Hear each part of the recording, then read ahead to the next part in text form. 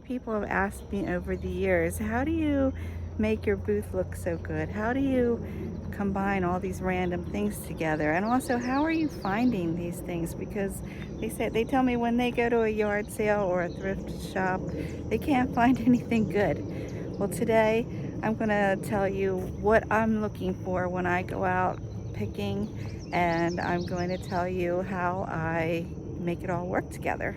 First, let me tell you a little bit about my background, because I think my background has a lot to do with what influences me when I'm out picking. When I was a kid, I was really interested in art, and my sister, who was older than me, she was 8 years older, she really influenced me because she went to school for art, and then she went to live in New York City, and she would send me postcards from all the amazing places she went to, like the Metropolitan Museum of Art or the MoMA, um, the Guggenheim, the New York City Ballet. And she would send me these postcards, and I would just put them on the wall, hang them on the wall next to my bed, and I would look at them, just lay there and look at them. And they really influenced me. They made me realize that there's so much more to the world than what was in my small little town. After a while, I realized that it wasn't really an artist that I wanted to be. I really enjoyed making spaces visually pleasing for other people. So I started looking into interior design, and I realized that a lot of the same principles that are in art also apply to interior design. So it's so funny. I came all the way out here to the park to get some peace and quiet, and what do I hear in the background but weed whacker? Anyway, I'm just going to keep going. Hopefully you can hear me. Exposure to art gave me a background and knowledge of balance and color and focal points.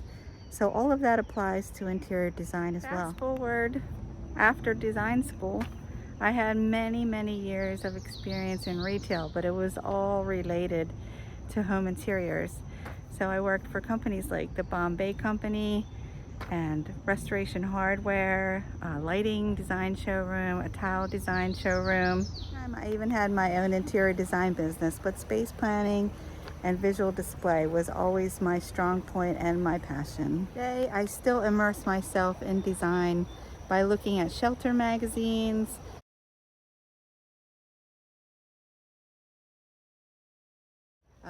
I follow different companies and people on YouTube, like Schumacher Fabric Company or Victoria and Albert Museum in London, different antique dealers or different artists, and I still learn a lot.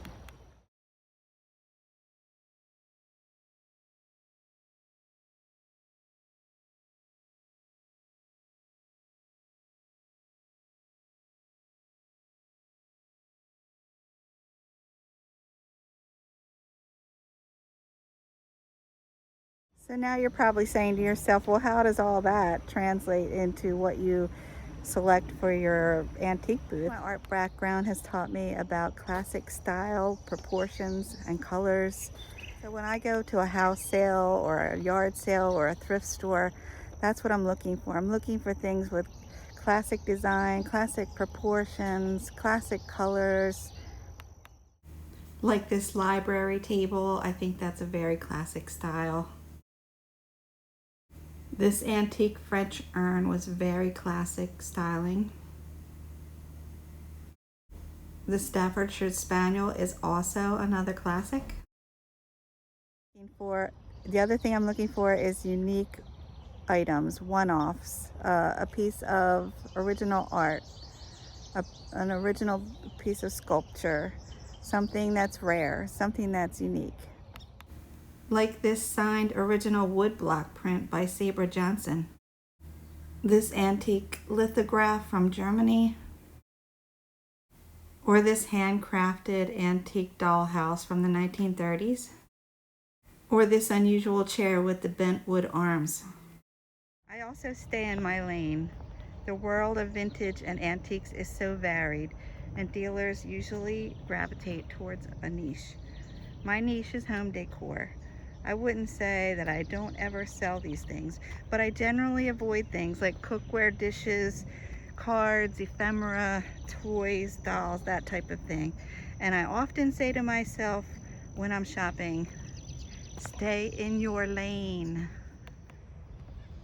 I also take into consideration what's trending. Color trends, design trends, they're easy to follow. You just have to go to a retailer like Target and walk the aisles. Up a shelter magazine or watch young people on YouTube and see what they're interested in. Follow paint companies and see what the color of the year is. All of these things can influence customers' design choices. So make sure you're in touch with the real world and not just what's piled up in your basement. Is home decor, books, vases, pottery, sculpture, decorative dishes. Occasionally I do buy something that's not in my lane and I tell myself, well, you know, it was a good deal.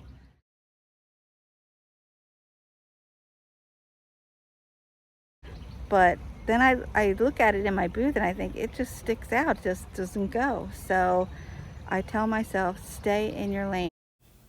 Here's a really great example of someone who stays in their lane. Objects in your booth need to have relationships. Now, I have this box of stuff that I just sourced. What am I going to do with it? I might have a piece of art, a dish, a tray, a couple of books. But the real trick is then putting it all together.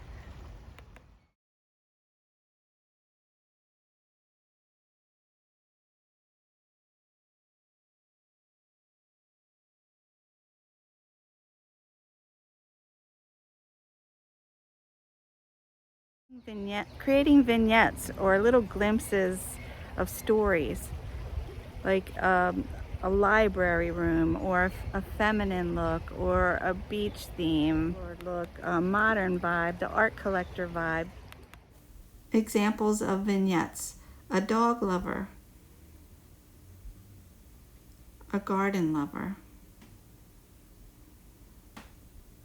Venice,